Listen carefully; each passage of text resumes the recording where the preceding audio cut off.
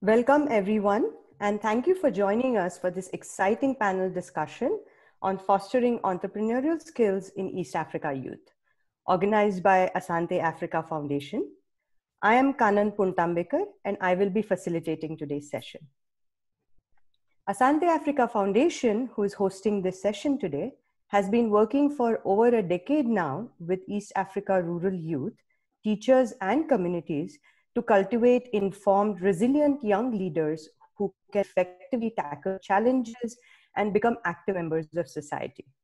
Each of the foundation's programs empowers youth on how to utilize their knowledge and skills for betterment of those around them. A three-pronged model of employability, entrepreneurship, and personal development equips our young people with critical tools and necessary skills to enter the job market, start a small business, and pursue higher learning. As they pay it forward, they not only touch the lives of others, but their own self-confidence, resolve, and responsibility.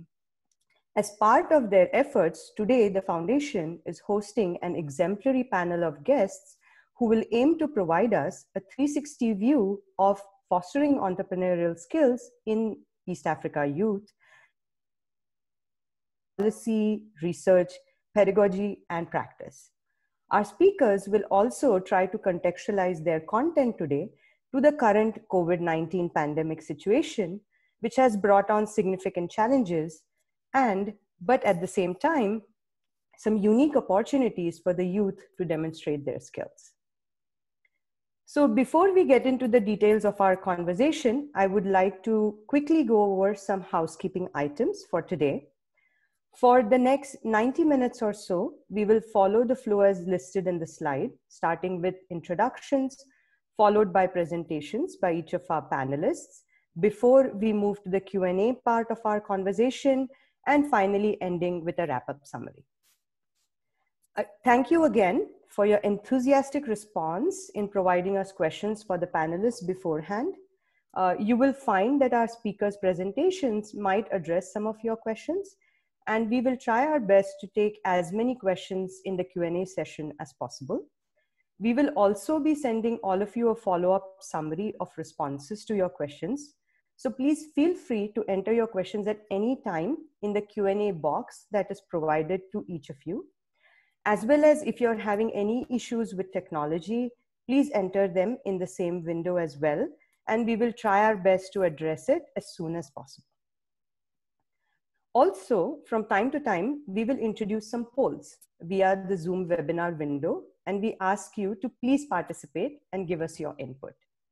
And as we are all aware, if for some reason we lose connection, or if one of our speakers is having any challenges with their presentation, we will move to the next speaker and try to come back to that speaker at the end.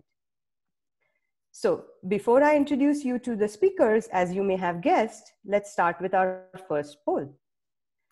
Please take a moment as the poll appears on your screen to put in your response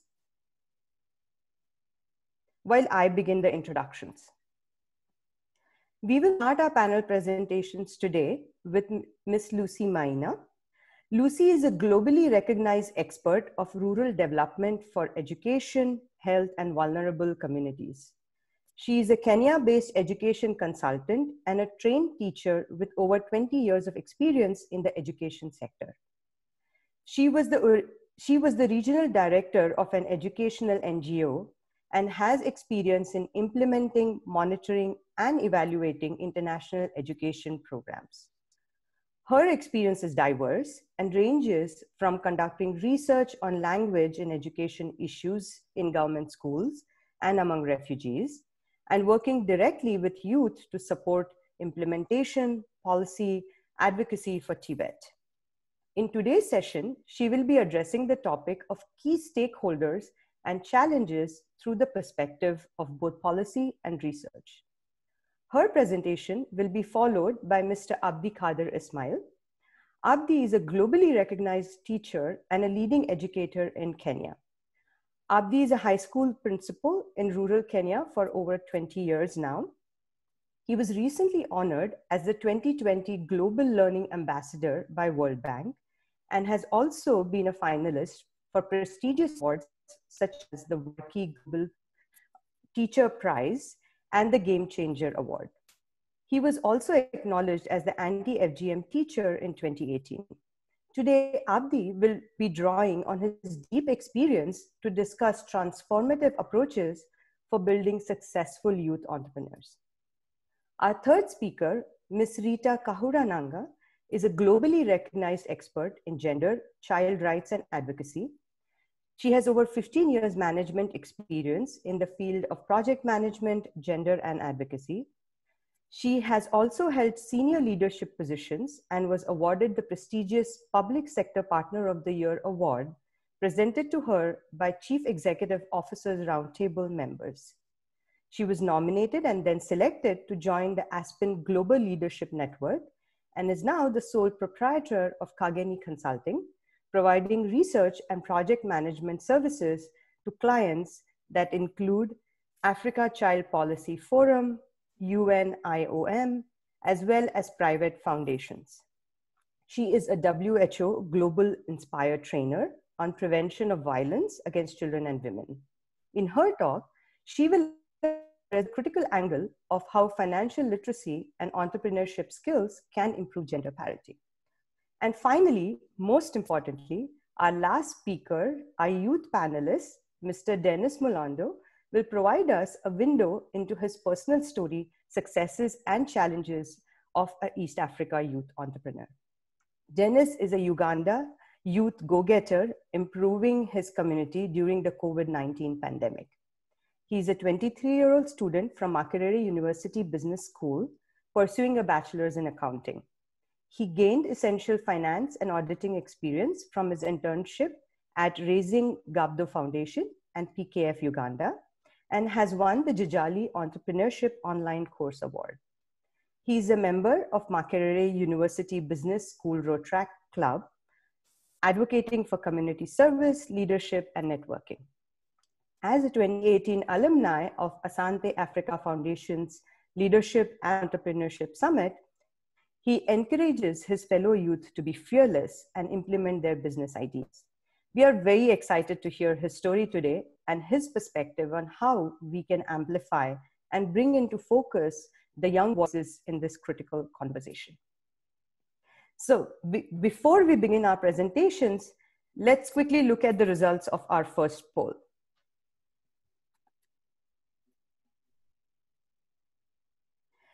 So you can see that all of you have highlighted some very critical points around financial knowledge, leadership, growth mindset that are important in the skill building process. And I'm very happy to tell you that some of, if not all of our speakers will be addressing a lot of these topics today.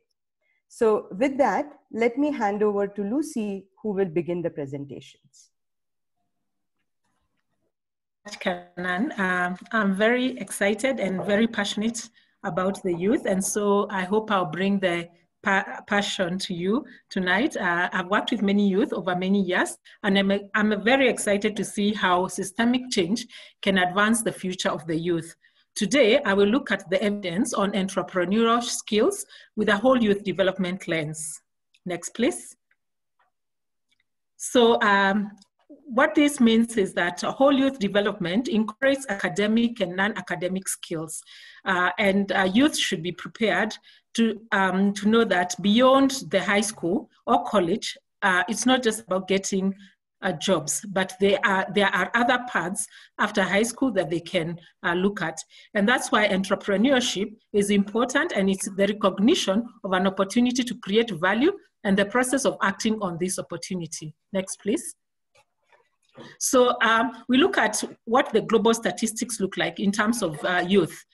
We find that the World Bank estimates that about that 6 million jobs, new jobs, over the next 10 years will be required to keep the employment rates constant.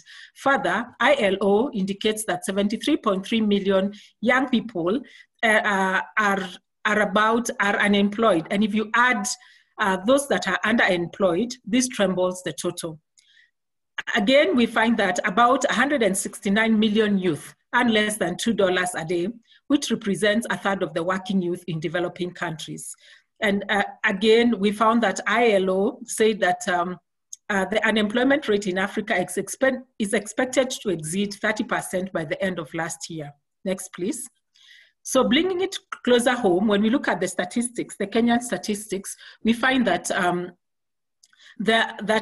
when you look at the youth, there are about 55% of the youth that are unemployed when it comes to Kenya.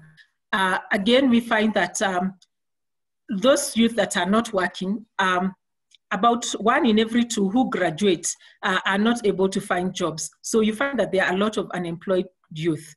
The Kenyan economy can generate about 8,000 jobs against an estimated 1 million young people joining the labor market every year. However, we find that a lot of the Kenyan workforce is still in the informal economy, about 12 million, and those in the informal sector are about 1.3 million. Next, please. So, so when we look at this, we find that youth and entrepreneurship is very important because one is that it can play a very important role in facilitating economic development and creation. And as we do this, we need to consider the soft skills that are required for them to succeed in this. So we find that while young people often turn to self-employment because they cannot find jobs elsewhere, entrepreneurship can provide them with valuable skills such as critical thinking, decision-making, leadership, teamwork, innovation, all which remain relevant for the rest of their lives. We also find that youth gain expertise in areas not incorporated in traditional education. They are able to construct new careers that resonate outside the typical economic model. So pulling their talent and fostering positive community development. Next, please. So we'll look at some of the 3 researches that were done, and I'll start with the youth who are not in education, employment, or training. The youth felt that mentorship is important, especially in an entrepreneurial venture, to get guidance about customers, about markets and skills. They also felt that entrepreneurship is a more feasible and promising route towards sustainable livelihoods. Further, we found that they indicated that deficient business and financial management skills are a challenge if they're operating or scaling up their business. So we looked at some of the things that we called drivers. And when you look at the drivers and how, when you have the influencers and assets, how that results to livelihoods, positive livelihoods. And entrepreneurship, if coupled with capital, social capital, financial capital, and higher education, will help them either do self-employment or they are going to be employed in a corporate or someplace with gainful employment. Next, please. Then we found that youth in school, as APHRC in 2019, we found that the aspirations of the youth to become entrepreneurs is mainly because they can make money and grow through owning a business. However, a gap exists between what it takes to run the business and what the youth already know about running the business. So the informal entrepreneurship is perceived as the lowest barrier to entry into career paths. Institutions must provide technical and employable skills like life skills, communication skills, innovation, innovativeness, and all these help to make the youth all-rounded. So that's why we advocate that aspects such as communication and entrepreneurial skills are taught early as they are deemed essential for employment. Next, please. So we also looked at the youth in employment, and this was done by the Aga Khan University in 2018. And they found that entrepreneurship is a critical skill demanded by employers. And when they looked at the skills for the future, they found that entrepreneurship, life skills, technical skills, financial planning, all those are important to both formal and informal sectors, having the informal sector including the basic computing skill. And then we found that when they were asked, those in employment, having graduated, what else would they require? They said they would want to acquire entrepreneurship and financial management skills in the future. Next, please. So we further have looked at the key challenges that the youth face, and most of them are the lack of awareness of potential for entrepreneurship among the role models. So instead of encouraging them to take that positively and take that path, they get negative comments or no support at all. Again, they take entrepreneurship as a last option after finding no jobs. They're also market barriers that affect them. Then the education does not seem to nurture entrepreneurial and attitudinal skills. And then they lack proper training and mentorship information. They also lack capital and any prior experience that would assist them to get jobs, including limited business networks and social capital. Next, please. So as they face this, we wonder what is the ideal learning situation. One is that the youth need an entrepreneurial mindset, and this should start as early as possible in their lives. The second thing is that that youth should create their own products or services while learning the skills needed to develop and run a business. And then learners should also participate in innovative symposiums where they are able to pitch their innovative ideas and possibilities of having these innovations funded into business plans, and making this a reality should also be provided for. Finally, we look at mentorship, where they have first-hand knowledge through business experts in the community and with other partnerships that will allow them valuable entrepreneurship advice and encouragement. Next, please. We also looked at what the government can foster, and we found that continued funding youth initiatives, including opportunities for them to engage. Also taking in mind the youth-friendly policies like the SDG 8, which allows for youth to get decent employment. Again, they should be included, or entrepreneurship should be included in the curriculum as early as possible. And finally, they should ensure that the youth has a voice and sits at the table where decisions are made. So finally, we look at who is sitting at the table. Next, please. And we find that there are several people sitting on the table. They are the strategists and the policy makers, those who fund, who give resources. There is the governments and partnerships who can support mentorship. There is the trainers, and then there's the curriculum. There are also people who do assessment and those who support careers. So the question to you today is, who's missing at the table? For us to be able to further look at how you move from policy into practice, I'm going to request my colleague, Abdi, to take us to the classroom situation to see what happens right there. Thank you very much.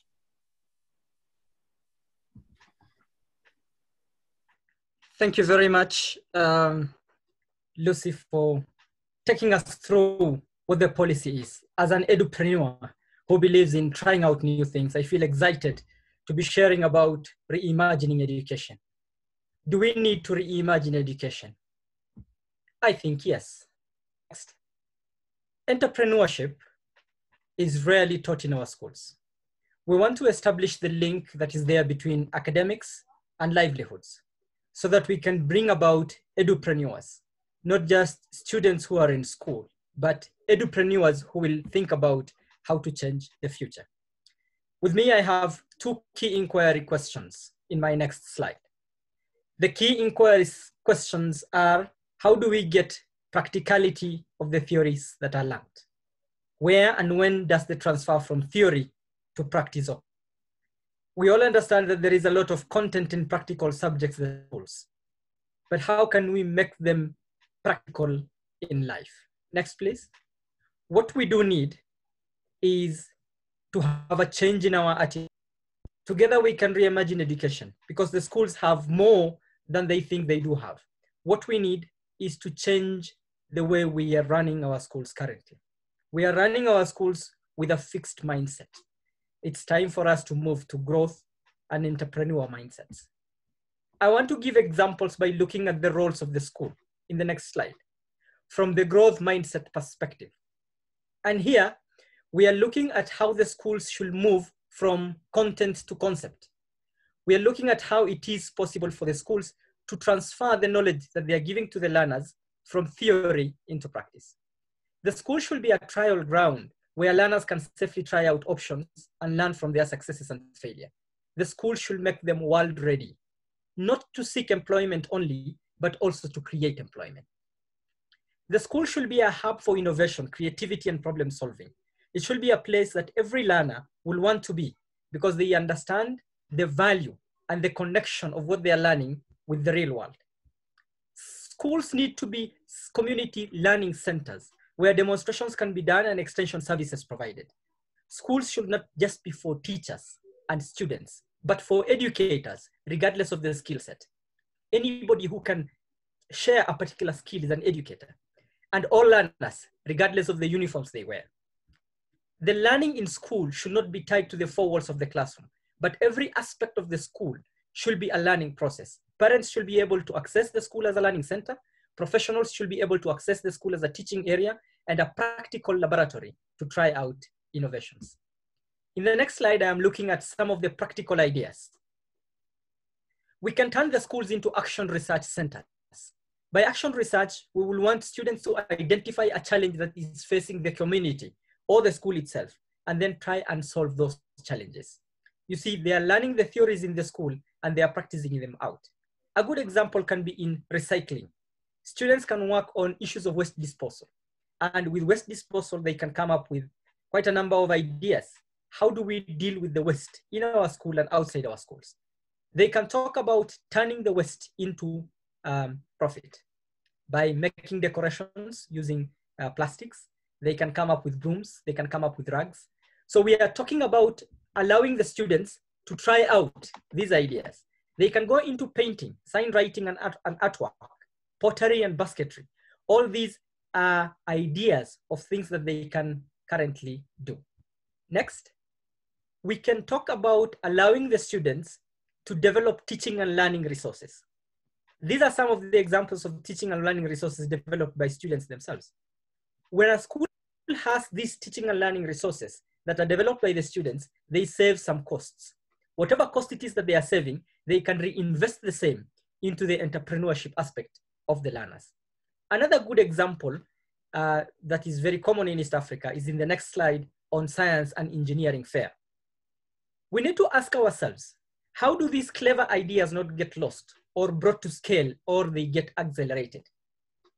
Looking at these ideas that these learners come up with, they're fantastic. The problem is they participate in it as a competition and not as an entrepreneurial thinker. These students need seed capital to make their projects real. You can see in this first photo, this is a student, a high school student in Form 3, who is trying to come up with his own fountain. We can invite the tech and science-based companies to help scale their ideas further. We can help patent their ideas, the ideas of these learners and the schools, so that they don't just use the ideas and somebody who is cleverer than them takes them over. We can provide schools with tech or science support to nurture more innovative ideas so that we make the schools to become hubs. We can also have subcategories so that the schools that keep on winning are given a higher target to reach next time. So that the other schools that have not been doing very well know that the schools that have been doing very well are moving to a next grade and we are coming to catch up with them, which means we are giving each one an opportunity to come up with ideas. And those that have startups are encouraged so that they can continue. Next slide. We can also talk about, in the next slide, we are talking about school-based business showcases.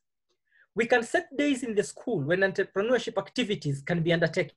You can have it at different levels, from the inter-class display, where the students are displaying within their own class, to inter-classes, to inter-school. It can even be done within a district. We can even have demonstration farms that are managed by students, where they can showcase their business ideas. You see, what we are doing, we are trying to solve one of the problems that I saw being talked about. How do we deal with youth who are given some money to start up an entrepreneurship and then they fail? It doesn't begin at that level. It's not just the money. They need to have an environment where they can try and understand the challenges of entrepreneurship. Next. We are also talking about the same of turning the theory into practice. These students are learning a number of things. They are learning agriculture, they are learning pottery, they are learning cookery, they are learning artwork. Why don't we turn these activities into entrepreneurship activities that can be undertaken. And the students can display whatever it is that they are doing so that it can be utilized for further skills. Now, another practical idea in the next slide is after the school clubs. After school, we can come up with a number of clubs that tie in whatever it is they are learning in class to what they can do outside the class. We all understand that after school activities are usually more fun than inside class activities. So we can tie them together. They can do some catering services. If a school is offering students an opportunity to learn home science, for instance, these students can produce some of the meals that are needed when we have activities within the school. They can also do farm produce supply. They can supply the school, they can supply the community around with some of the farm produces of what they are doing. Imagine a school where every student has a small portion of a piece of land where they can grow some of the things that they want to try out. We will have a huge supply of this into the market. We can talk of tech repairs, we can talk of painting services. We can even allow them to run the school canteen on a weekly basis, depending on their clubs, or on a monthly basis, so that they can learn the ideas. They can know the dangers, the pitfalls, and can also know the survival skills. If they're doing home science also, we can allow them to do some of the school uniforms that we need. In the next slide, I'm talking about partnerships. Partnerships should be developed so that we can have these activities continuing. And the first partnership that can be developed locally is with the service providers. Some of these skills that the students have we can negotiate with the service providers so that they can come and mentor these kids more, or utilize some of the services that they can produce. We can bring in scouts who can come and identify the talents that these students have that can grow into entrepreneurship ideas. We can also work with other institutions. We can have our students visiting and working with vocational institutes and other schools that are offering technical skills, so that these kids can learn they can learn firsthand by job shadowing. We can also have online showcase. A situation like this is one of the advantages that we can take from the COVID-19 pandemic. One of the collateral benefits that we are getting is that we are able to communicate with people far beyond our four walls of the classrooms. That is why I can talk to you. Imagine if this was a student showcasing some of the things that they can do in their schools. I'm sure the market will have been bigger. As I end up with this, in my last slide, my question is entrepreneurship a preserve for a specific gender? Do boys and girls approach entrepreneurship in the same way? This is something that shall be packed after this short poll that is coming, after which Rita will continue. Thank you.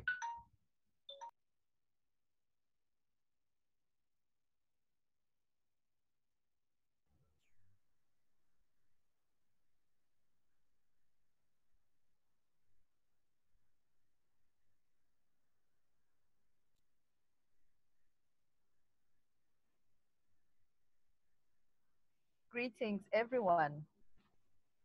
Good morning, good afternoon, good evening. I am very excited to be on this call, especially when it comes to the young people. It's been a pleasure working with young people all these years, and I hope that I'll be able to learn one or two things that I learned from them. Next slide. Now, our former speakers, Lucy and Abdi, touched on very interesting points that I want to draw on.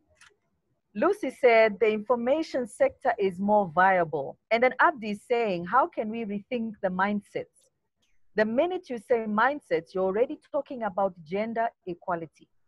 Now, what does gender equality have to do with financial literacy and entrepreneurial skills? So we want to answer the question that asks, to what extent can financial literacy and entrepreneurship skills improve gender parity? Next slide. So let's unpack this word entrepreneurship. It includes financial stability, improved livelihood, self-sufficiency. People are able to meet their basic needs. The economy is also boosted at the societal level, and problem identification and solving is also done at the individual, family, community level. Next slide. So financial literacy is really understanding and having the knowledge of how one spends, makes, and saves money. All of us can remember how we used to have our little piggybacks, or we used to have little places where we can save a little money to go and buy ice cream at a very young age. But this is a skill that is very, very important as one goes on through life, because we need to plan for retirement. We need to look at financial security for us and those who depend on us. We have to look at, even if it's possible, to look at wise investments, effective decision making, and take responsibility for our financial future. Next.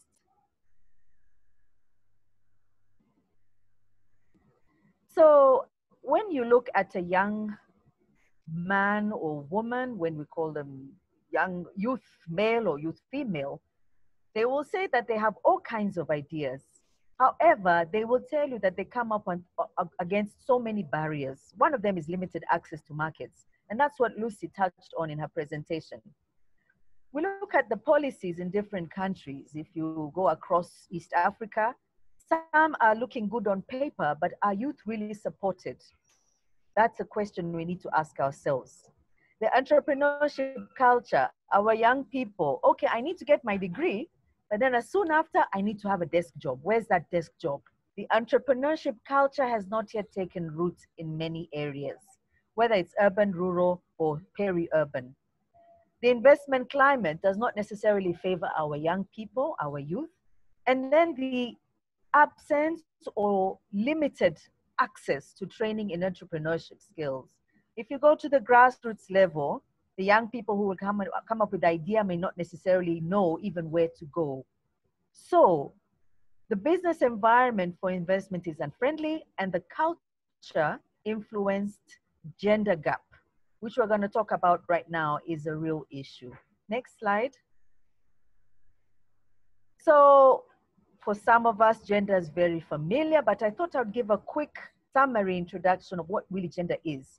It refers to the roles, behaviors, activities, attributes that any society considers appropriate for girls and boys. And there is the triple role of men, women, boys, and girls: productive, reproductive, and community work. And then when we start talking of financial literacy and gender, we need to look at resources, time, labor, and culture. Next slide.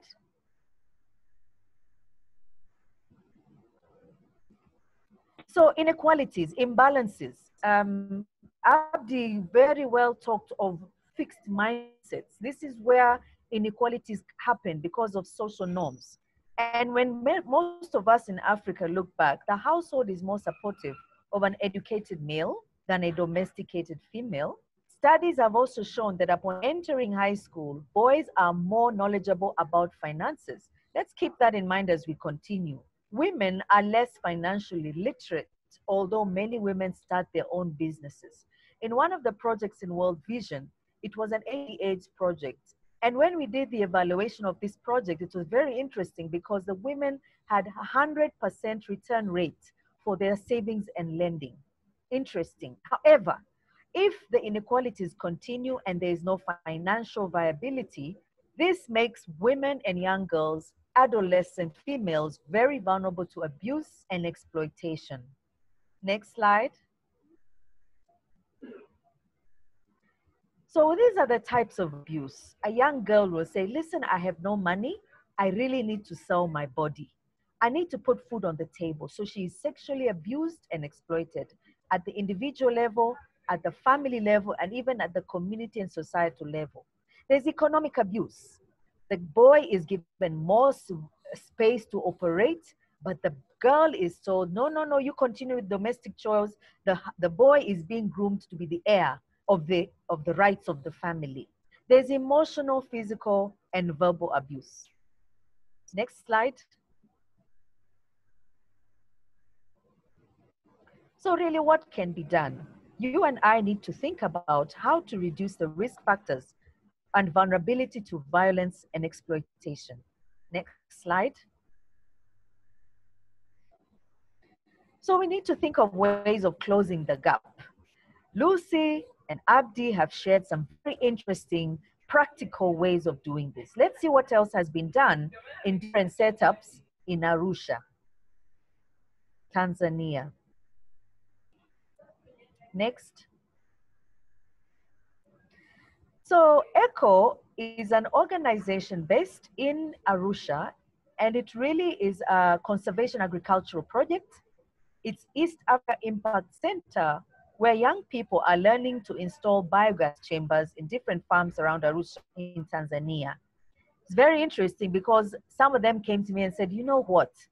If I could just get that initial capital, I'm sure I would do very well because now I have learned a new skill. But they are not able to move forward. They are stuck. This is a good example because gender is not just women and girls. Gender is men, women, boys, and girls. So we also need to engage men as well as young men and boys when we look at gender parity. Next slide.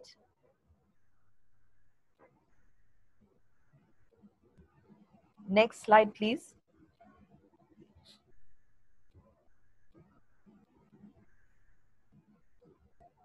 Yes. Can we have the next slide? Thank you. So here's a real life example. This time I'm going to talk about an empowerment project, and it's called the Women's Empowerment Initiative. If we could just go back to the former slide.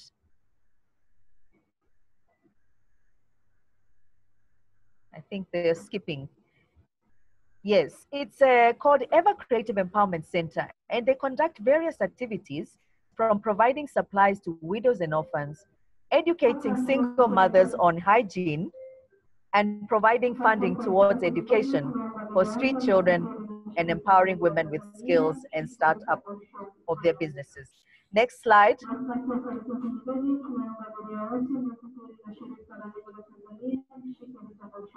So in this slide, we have women and young girls being taught microfinance lecturing skills. They are taught baking. They are even taught office management. Some of them are learning about sewing.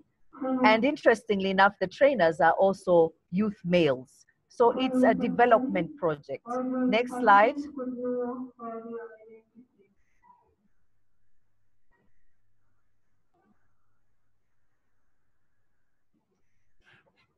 There's a bit of a time lag, pardon me. So what are they really doing here? They're looking at both practical and theory courses towards skills development and entrepreneurship training. The program was launched in 2019 and the core objective was self-sufficiency. And Abdi always came back to us and tells us, how can we go from theory to practicality? Next slide.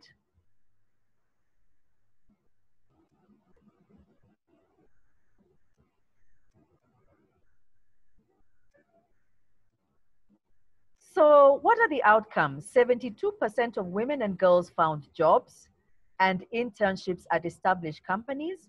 23% of women and girls started their own business. This decreased the level of poverty, increased the number of parents that are able to send their children to school. And there was a positive change in the way single mothers and widows perceive their future. A lot of the time, young people are dreaming, but this became a reality. Positive approach to household finances and decision-making was also an outcome. Next slide. So in conclusion, equal opportunity to financial capital is very important for gender parity. Homegrown initiatives, for example, village savings and lending schemes.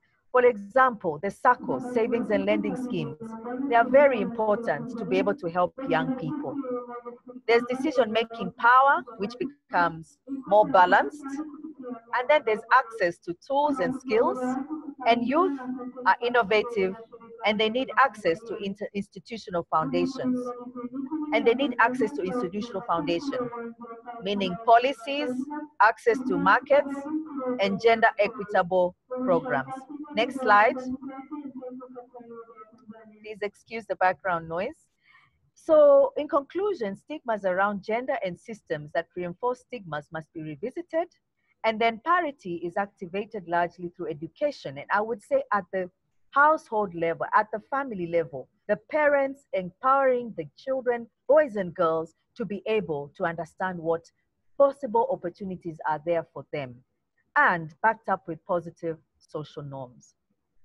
And there's no better way than to continue to listen to a young man called Dennis, who will walk us through some of the interesting innovations he has come up with. Thank you. Welcome, Dennis. Thanks a lot, Rita, for the insightful presentation. I'm delighted to represent the youth on this panel. First of all, I'd open up with a question. What decision table should the youth be sitting at to have influence and to be heard? How can we amplify our young voices appropriately, yet assertive? In the pictures, I share a little bit of my story. After I attended the Leadership and Entrepreneurial Incubator in 2018, facilitated by Asante Africa Foundation, I was able to start up my small business, supplying vegetables to Indian families that had hardship in making trips to the city center to buy them. Later on, I involved my mother and my young sister, who are still running it successfully as I was catching up with education. Next slide, please. I'll move on and share lessons that I learned during this time of COVID-19 crisis. I gained more appreciation for modern technology. During this time, I was able to serve as finance intern at Raising Abdo Foundation.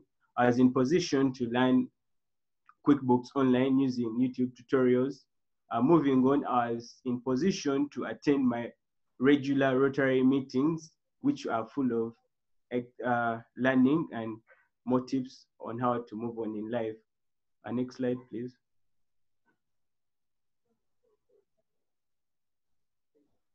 I went on to acquire more skills. With the closure of schools, we had more time to start home, go in for the opportunities. I went in for digital marketing. As the environment changed, we were moving on to the new normal. I was in position to engage with other youths. We reached out to Motivate Africa as we were in position to apply and move on to acquire that new skill.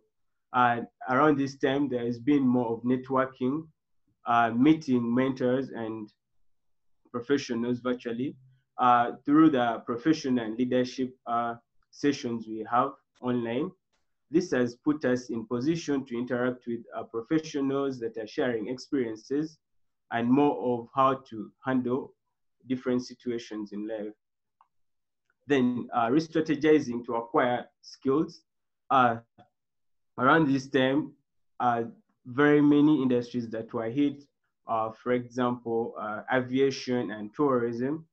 I went on to bring in new knowledge, think ahead on how to generate more income. This has been the best way on how to move on in life. Next slide, please. I'll move on to the challenges among the young people in Africa. There is lack of morale among the youth. The plans that were set at the start of the year, very many people were expecting to graduate, move on to the next level of academics. Now we're seated at home. We're not sure whether schools in Uganda will be opening soon. This leaves us devastated. I'll move on to technological divide. The people in rural areas and urban areas have been really separated. People in urban areas are in position to reach out to those opportunities that are online, interact with fellow young people outside their boundaries, unlike the people that are left out in the villages with no gadgets to get online. There has been hardship in maintaining mental health due to idleness, failure to achieve what they had said before. Young people have accumulated depression and anxiety, which is hindering their creativity. Next slide, please. I'll share more about power of paying it forward. How do we as youth help each other? What can the youth be doing to build their entrepreneurial skills? As young people, we have a lot of different skills that if we come together, work toward a common good, we can be in position to change our communities and develop our personal ideas. As in position to start up that business of selling vegetables with a little portion of capital, and then it was successful. Move on, please. I would like to share about the opportunities for the youth. I'll start with volunteerism and leadership roles. Serving in different leadership roles, this puts you in a better position to identify the challenges people are going through, mobilize resources, get your fellow people, the young people, come together, resolve the issues, and then move on in life. Identify and solve local problems with a local solution. Relate to starting up a business, the ability to look at something that is lacking in a community, puts you in a better position and enhances your entrepreneurial skills. Seeking and requesting opportunities. For example, during COVID, we had no more time to start school, move on with our normal life. I was in position to reach out to a Rotarian. I was in position to acquire that internship opportunity. I started serving as finance internee. Right now, I'm employed as finance officer. It's been great, no sitting back, to relax in your comfort zone. Remaining positive during hard times. This makes you a better person. And then that does a lot in empowering your creativity, identifying the problems you're talking about.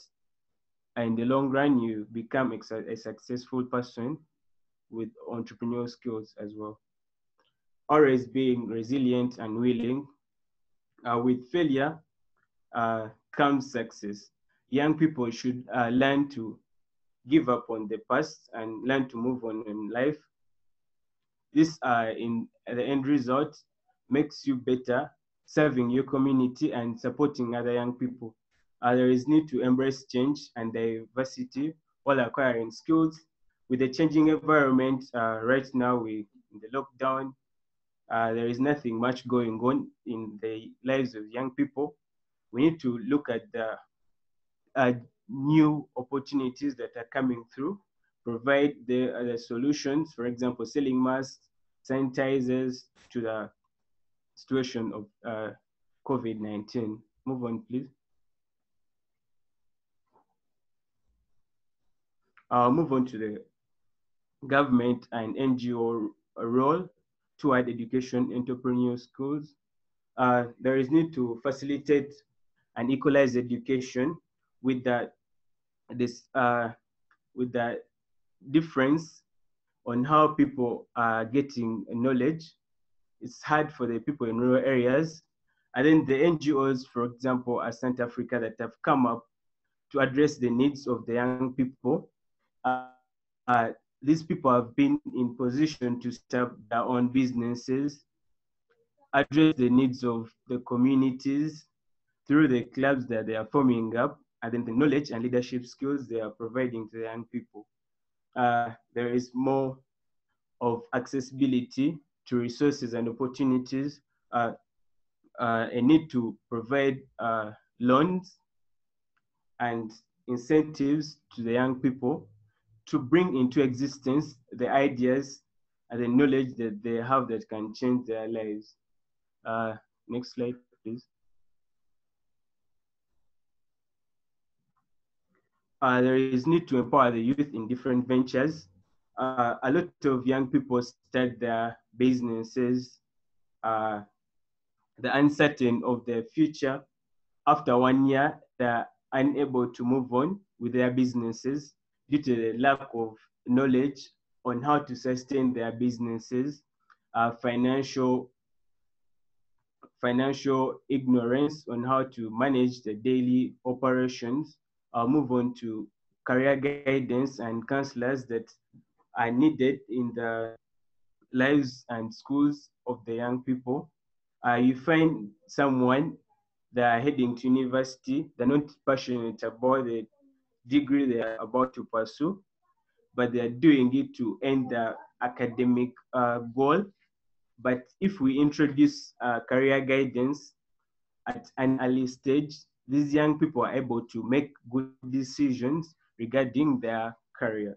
There is more mentorship that is needed to the young people for organizations like Rotary International that have gone ahead to link the young people with the successful people, which are Rotarians. Young people have really learned a lot. And then there is an impact and feedback that young people are gaining more and getting to change their environment. I'd like to end at this core message to the young people. Always follow your heart. Push hard even times of uncertainties. Sometimes chaos creates opportunities, and continue to live in the moment. Thanks a lot. I'll take it back to Kenneth.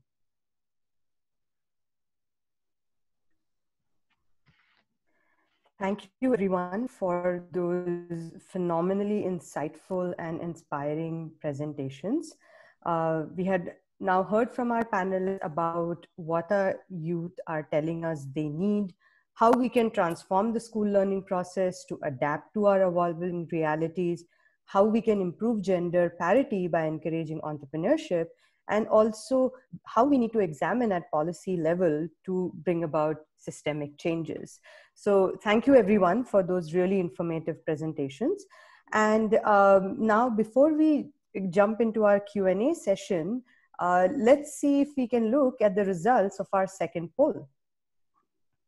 Okay, so looks like there's a tie between India and Sub-Saharan Africa. You will be very interested to find out, actually, it is Sub-Saharan Africa which has the highest rate of entrepreneurship, over 40%. So it looks like that is already there. Now we just need to figure out how to inculcate and encourage that in our youth. So that gives us a great segue into our Q&A. So let me start our Q&A session with our young panelist, Dennis. So Dennis, you addressed some of this already in your presentation, but so we have one question which says, does one's background fully determine their future? And what can be done to achieve more even when your background is not well off? How would you respond to this question? Thank you, Christian. I'll share more about the desire to improve yourself, knowing that you're in charge of your way to the top through continuous learning, gaining the self-development skills, communication, that helps you to develop your ability to analyze situations and issues in your life. Thanks. Okay. Thank you for that, Dennis. Abdi, could I ask you to kind of jump in and maybe expand on what tools are available to our youth, or how can our youth leverage on opportunities to actually enhance the skills that Dennis is referring to? Thank you very much. Opportunities are vast. What we need to do is to seize the opportunities. You know, entrepreneurship is all about looking keenly at what others assume. We need to wear a lens of looking at what is needed. What do I, at the back of our minds should be the question, what do I want to solve? It should not start with, what do I have so that I can do something? It should be, what is the problem that is in the community that I'm thinking of solving? a very good example that the youth have taken right now is with the collateral benefit of COVID-19. We have seen them coming up with wonderful ideas on how to improve social distance, on how to bring clean running water and not touching the taps and such other things. And there are those who have looked at those ideas that have been brought up by others and looked at what challenges with these ideas that they have brought so that they can deal with the challenges and bring better ideas. So you see, the whole thing that we want to tell the youth, your greatest resource is in your mind, and it is the idea. Don't look so much at the money aspect first. The ideas. Once we have the ideas, then the money can follow the idea. It's not the other way around. Okay. Thank you, Abdi. Thank you. And I guess that gives me like really a great segue to actually now, ask Rita. Rita, how do you think now that gender parity plays into this equation? Yes, I'm happy to hear that Abdi is talking about starting with an idea. But let's take a step behind and talk about agency. You see, a young girl is taught to live a certain way, to behave a certain way. Business means that you need to take action, you need to be assertive, you need to be strong. And with patriarchal societies that you have in Eastern Africa and possibly all of Africa, this is a real challenge. So what I would really recommend is parenting. When we start from the parenting skills, if a mother and father together agree that they are going to develop their young girls together, children, boys and girls on equal footing, even for the future, that girl would have her confidence to say, I can actually do this. I can do science. I can actually drive a tractor out there in the village and no one will make fun of me. So it removes the stigma. So for me, I say take a step even further back. Before they get to school, how can parenting programs address inequalities in the home? Thank you. Okay.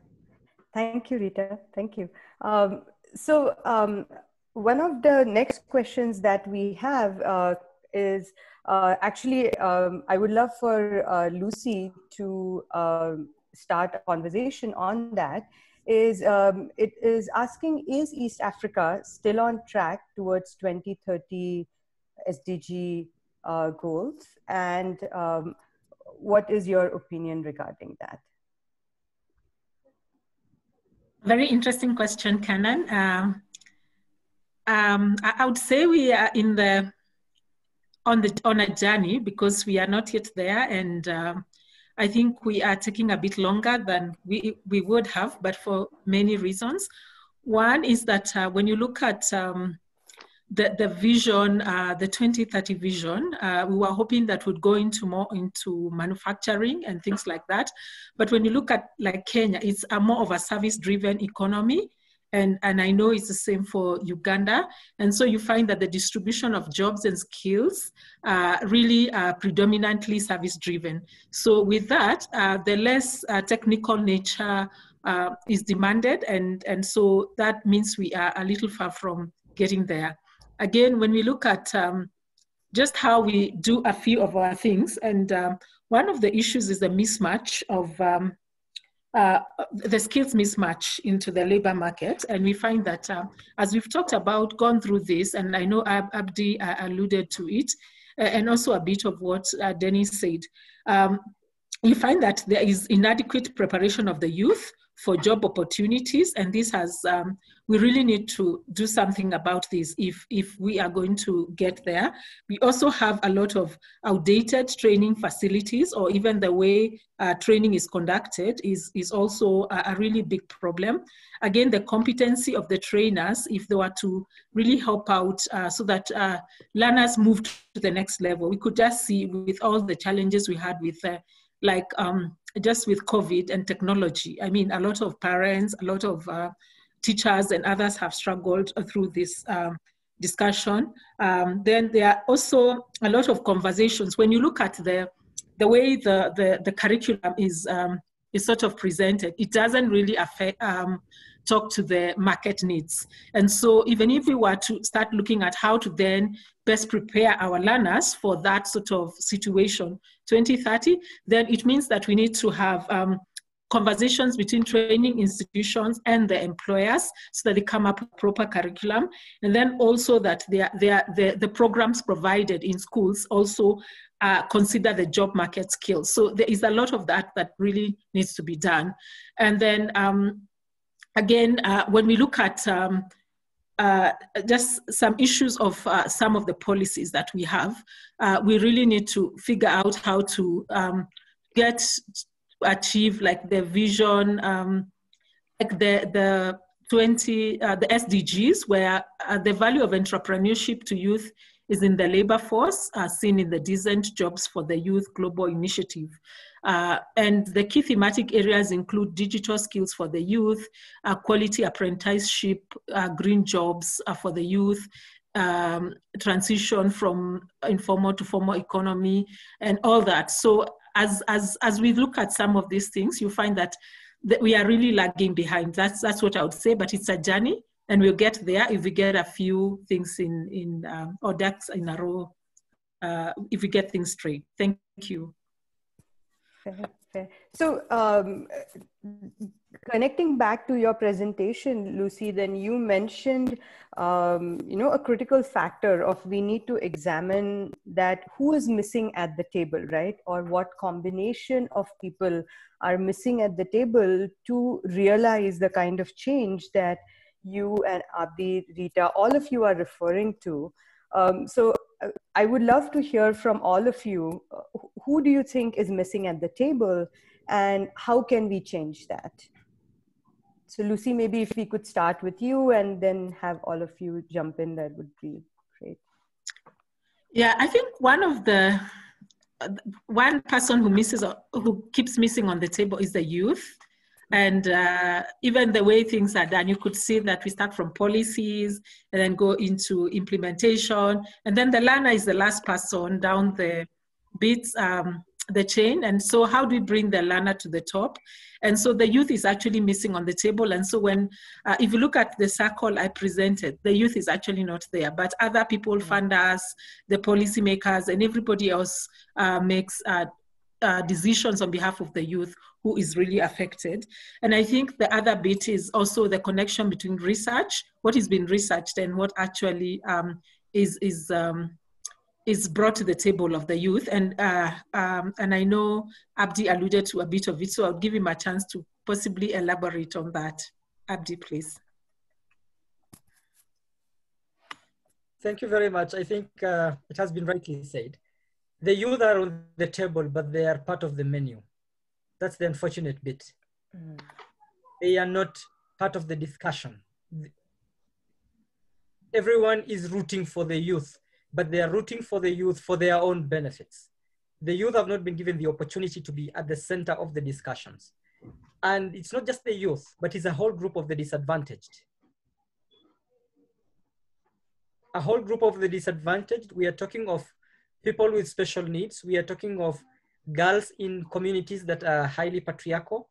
We are talking of women in communities that are highly patriarchal.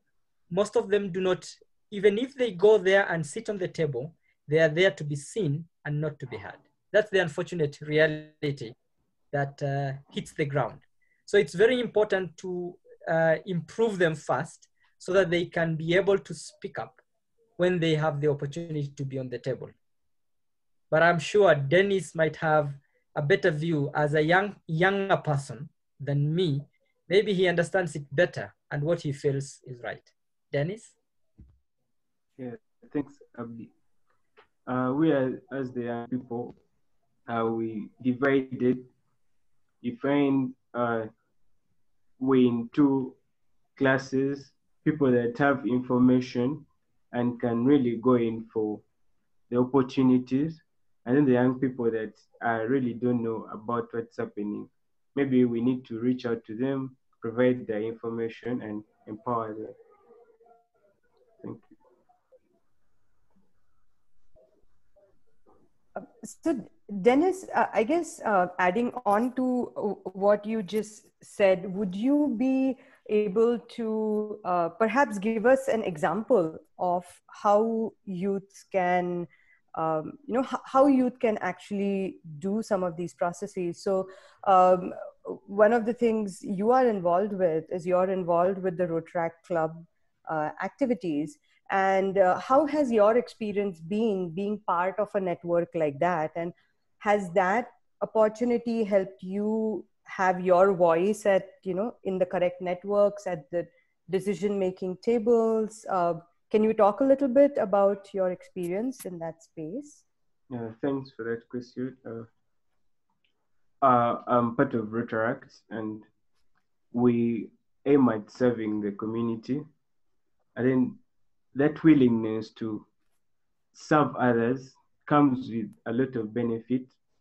It brings in exposure, making the world smaller.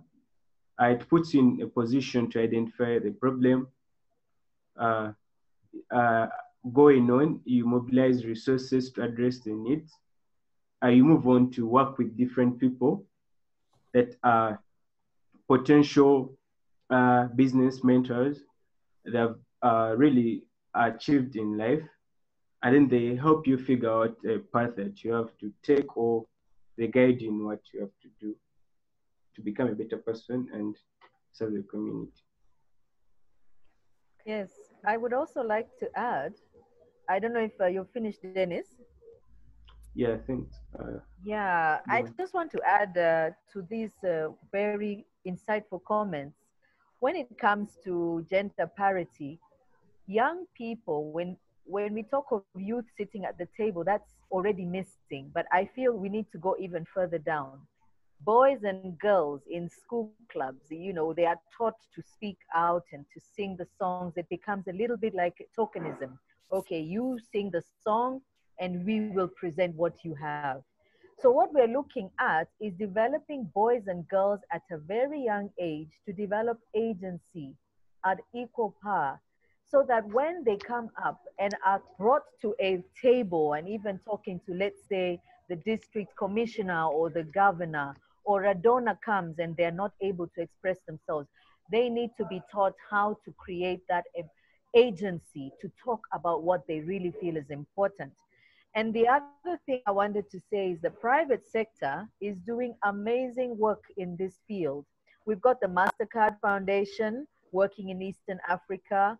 We have IKEA Foundation in Ethiopia, Oak Foundation, Wellspring. They're all sitting together and saying, what can we do to really assist the young people? Then the community-based organizations I also feel are missing in this conversation, because when they are right at grassroots level, they're the ones who have the basic minimum structures for financial management. They might even have a small project. So this is what I wanted to add, starting even earlier and involving children at the round table. Thank you. Thank you, everyone. One more question that has come up, and I think that brings in another key stakeholder, is the parent. And so one of the questions is, what is your experience with working with parents on the education of their children? What should the parents' role be in supporting them in their entrepreneurial endeavors? And have you ever run into resistance from parents while introducing these new education systems?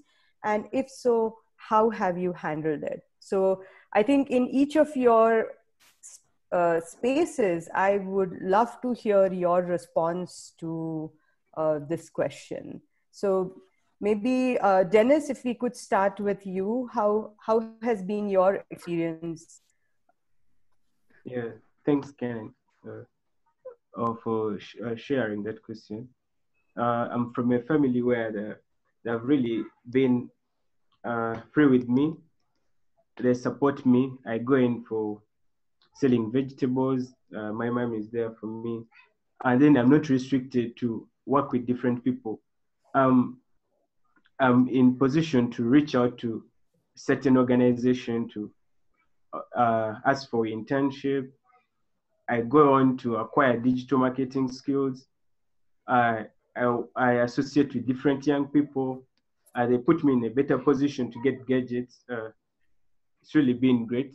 If parents are willing to support their kids and the young people, make their dreams come true, and presenting to them their ideas, it's really great for a person to move on in life. So, Dennis, what do you think? Would your experience have been different if you were a girl instead of a boy? On the other side, in our culture, a girl, in most cases, stays at home, take care of the chores. But for our case, we've been lucky.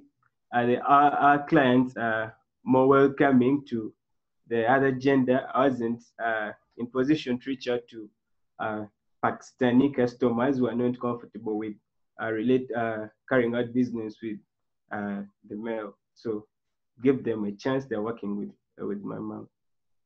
Yeah. Okay. So, Rita, Abdi, how would you like to respond to this question around parents as stakeholders, gatekeepers in this process? Abdi, would you like to go first and then I'll follow? Okay, thank you. One of the things that most parents look at is white collar job. I'll call it the white collar job syndrome. They don't think that you go to school so that you can go into staining your hands again. For them, that is not part of what education is all about. They believe that when you are educated, you should be sitting somewhere in an office and doing some work. The problem can even be bigger when schools misuse the learners and make them part-time laborers, not learning from the opportunity of doing things, but trying to make the best for the institution. What I know from my experience with working with parents, there are those who have been resistant. They wouldn't want you to try out some of these things because they say they want their children to grow, and they think that coming up with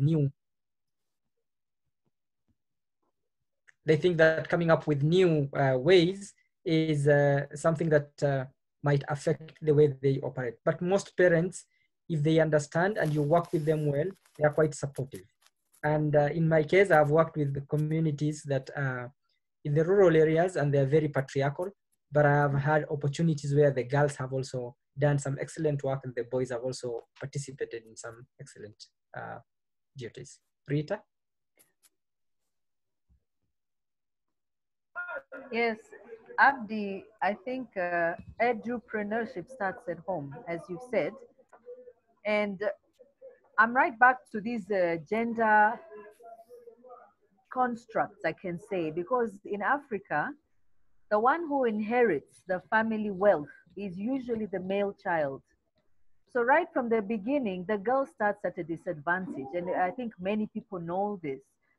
But when it comes to entrepreneurial skills, if even right from the onset, the girl does not have the confidence and is not empowered to make decisions even about the chores that she does, why is the young boy also not taught how to cook? Because one of the best chefs are male. So these constructs need to be deconstructed at the family level, starting with home, or what I call homegrown initiatives.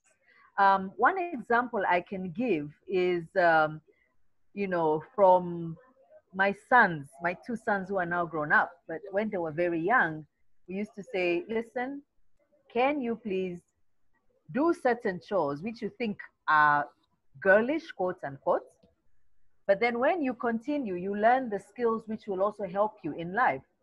So I already reconstructed their socialization at a very young age.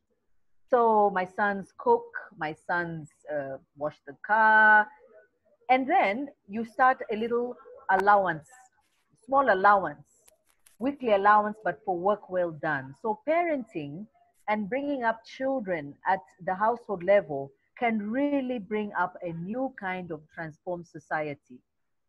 Thank you. Thank you, Rita. Thank you. Lucy, I'm wondering from, I would love to hear your perspective on, what do you think we can do to get the girl child actively engaged? And from the studies that you mentioned in your presentation, are there any insights about if we were to now look at youth from the gender lens, what is the data telling us? Thanks, Canon. And yeah, the data is very skewed towards the boy child. And this starts also with, what Rita explained earlier, what causes when they go to college or even going into high school, looking at STEM subjects and all that, where do the girls lie? And you find that there are very few girls who sort of make it to the sort of the manly sort of courses, so to speak. So you find that it's been very hard to bring the girls to the table. And when they do, the competition, sometimes they feel like they are not up to it. So there is a lot of encouragement that needs to be done very early in life for children to know you can be anything you want to be in your life, and be encouraged to take that perspective. The second bit is also, in my opinion, that parents should include their children in the things that they seek to do on a day-to-day basis, because it also forms part of the exposure of whether they can be entrepreneurial and all that. And we find that from the Indian communities, they bring their children early into businesses, into the things that they do. So it's very easy for them to take that up because they see these things as they grow. And so they're able to actually nurture that in their children, and they're able to do that much more easily. For us, sometimes we protect our children. We don't want them to go to the farm or do some of these things. And that also becomes a problem. Then also goal setting with their children as parents, that also helps a lot, because as you goal set with them, then you can also apply what Rita said. They can earn to then buy this item. And so there are things that they can start doing at parents at that level. But also, I think the other bits is, and what I've seen in the communities that are like the Maasai community, which I've worked with very closely, is talking to the parents and making them understand there isn't any lesser child, so that everybody is given an equal opportunity.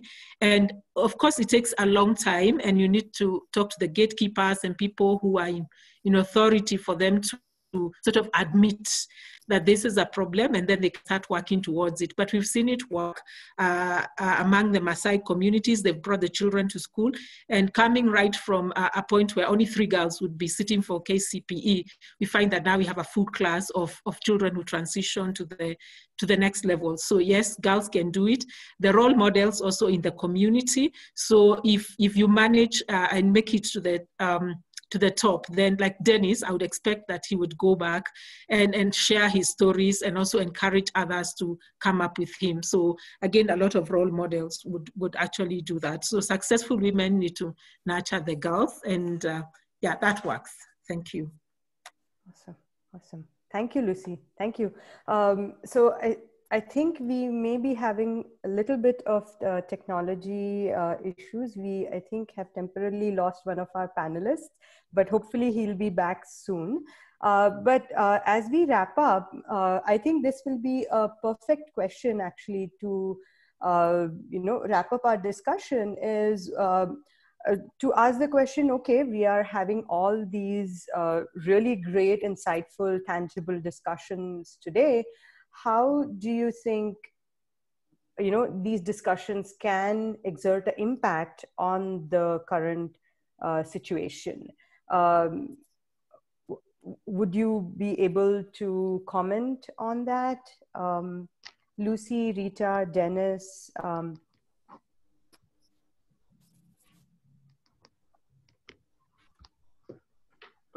Thanks a lot for that question. From our discussions, if NGOs come on board, reach out to the young people at an early stage, they discover the talents, and then empower the young people bring into existence the ideas. People in rural areas that feel neglected, don't really follow up with the changes in our communities and worldwide. They can become better people and be able to make it a better place. Okay. Thank you. Okay. Rita? Yeah. What do you think? Thank you. Thank you, Dennis. I really appreciate your insights because everything you share is very practical. So great job.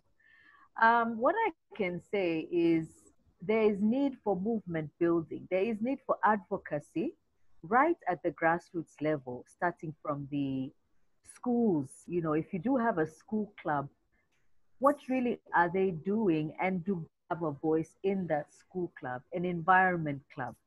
But moving higher, let's say there are initiatives like business edupreneurship that can be incorporated in gender responsive pedagogy, which Lucy very well touched on. How can this be scaled up and even budgeted for at the district level? So it's so nice that we're meeting here today, but what is the action that we can take forward? One of them is gender responsive pedagogy, gender budgeting, that I would say, and child-friendly budgeting, right from national budgets in the 3 different countries, right down to the village, what we call the village assembly budgets. So I would say advocacy, community mobilization, and empowerment of boys and girls at a young age is very critical. Thank you. Thank you, Rita. Yeah, Canon, I think one of the other things is what I alluded to earlier, and also I think Abdi did, was about the incubation centers.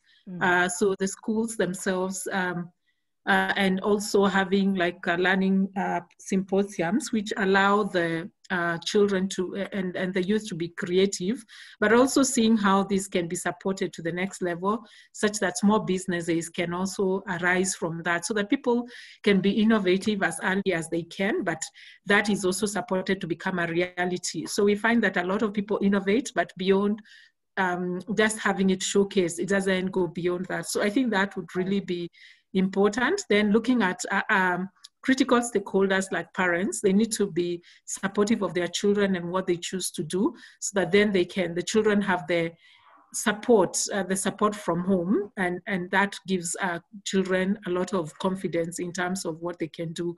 Again, we see other people like those who are making, like the governments, when they do the curriculums as early as possible, whatever can be done.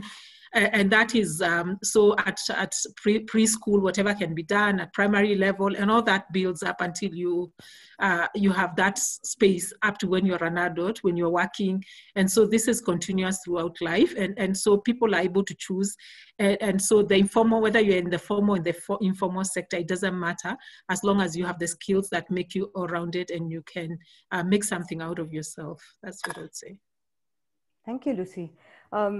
So Abdi is back. Abdi, can you hear me? Yes, I can.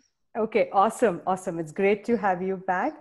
So we were just having a conversation around what can be a concrete action step out of the kind of conversation that we are having today to actually start making a change in the areas around bringing youth to the table, having appropriate training at the right age. We would love to hear your perspective on that. And also, I would love to hear a little bit about the work that you are doing with the Student Council during the current COVID-19 pandemic, and how that work perhaps may also connect in this conversation. So. Thank you very much. Let me start with what we are currently doing. We are running a class that is called Class of COVID-19. This is an initiative of the Global Teacher Prize, the Vaki Foundation, and UNESCO. And what we are doing is we are talking to students across the world. We are listening to their voices. These are people who have not been asked to say anything. When policymakers sit, they discuss about how schools should be reopened. They discuss about how learners should go back to school, but nobody asks them what they feel about that. And when we had the discussion with the students from various countries, what we've done is we have allowed them to be the ones who are leading discussions. We as teachers are in the background. It's a Zoom session like this one, but our cameras are always off. And it's the students themselves who speak as we sit at the back and pick the ideas from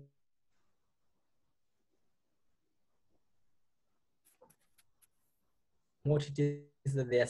So we are acting like a points that they want to put across. And some of the things they have said is, some of them are saying, for them, they will want when the schools reopen, then the school should be more related to the world.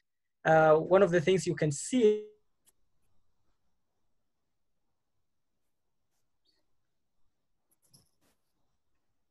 right now is we are facing an unroutine problem, a problem that does not have a formula. And in school, we always taught our students how to answer questions in particular, working also in its own way to see what it is that they can do. When we spoke to the learners, they told us that they will need to see a change in the way schools are run. Some of them told us we don't need to be in school for the whole day and the whole evening. Some of them were saying we should relook at the issues of the boarding schools, and they want to have more freedom. They were asking for more time to do things that they love so that they can be able to pursue them in their future. So we are looking back at giving them an opportunity to express, and we keep on talking to them. And one thing that I came to realize, it's no longer a question of this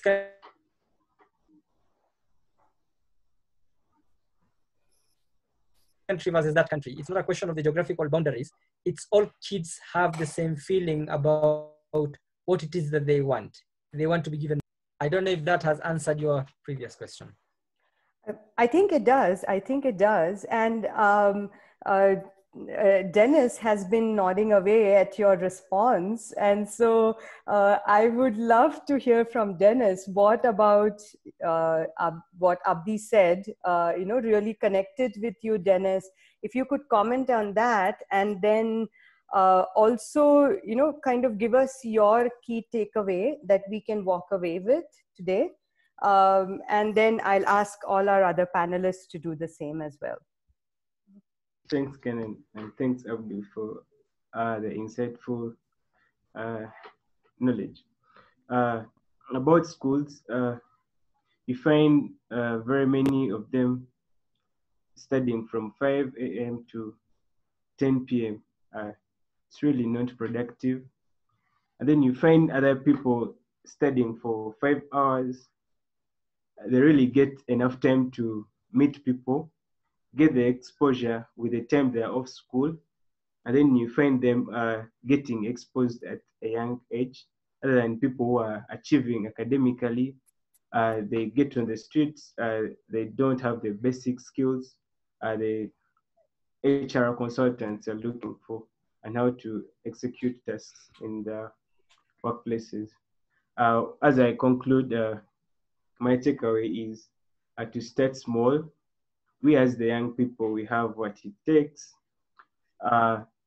We've been empowered by the NGOs that are coming on board. We can still make it. Thank you.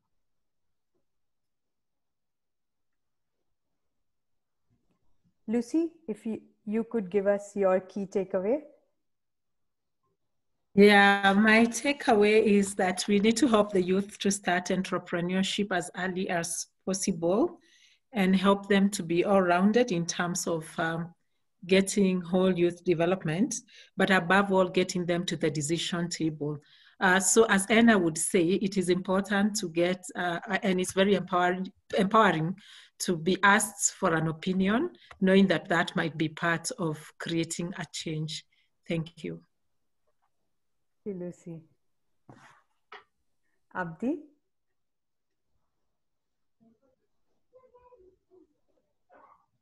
Oh. Rita, perhaps if you could start. Yes, thank you. Yeah, I think from my presentation, um, removing what I shared was removing barriers was very key, because if policies are not youth friendly, and even simple structures at the local level are not accessible to young people, this remains a dream. But there's some positives that are coming out. I keep referring to the private sector, Vodacom Foundation, MasterCard, Tigo Reach for Change. They reward innovation. So they give a certain startup figure for anyone who wins a certain award, and they do it as a competition. The other thing is cross-border. What is working in Tanzania that can be shared in Uganda and Kenya, and vice versa. So these learning platforms, when we really say there's a youth conference, it would be wonderful to have youth-led conferences for learning. But the last thing I want to leave everyone with is individual agency. If a young girl is strong, she will grow up strong and transform society. If a young boy is strong, he will grow up strong and transform the society. So starting early again is very important. Thank you. Thank you, Rita. Abdi? We are preparing our learners for a world that is uncertain. What worked for us might not work for them. The world is rapidly changing and we need to move across traditional domains. So let us think beyond that, and let's think beyond the issues of a particular subject. Entrepreneurship should be embedded across. Just like I'm thinking STEM should be embedded across. It should not be just science, mathematics, and it's only for those who believe they are in science and mathematics. I might need some STEM knowledge in my entrepreneurship skills. If we can have them cutting across, then we will have a better world. We will be preparing them for a better world than our current world. Thank you very much. Awesome. Thank you. Thank you. So it just seems like we are warming up to a really awesome conversation. However, we have run out of time. So I want to thank all of you for your amazing presentations and conversation. A big thank you also for all the attendees for joining us today. And we hope you have learned as much as I feel I have learned so much in the last 90 minutes. And we look forward to engaging with all of you in the future. Thank you so much.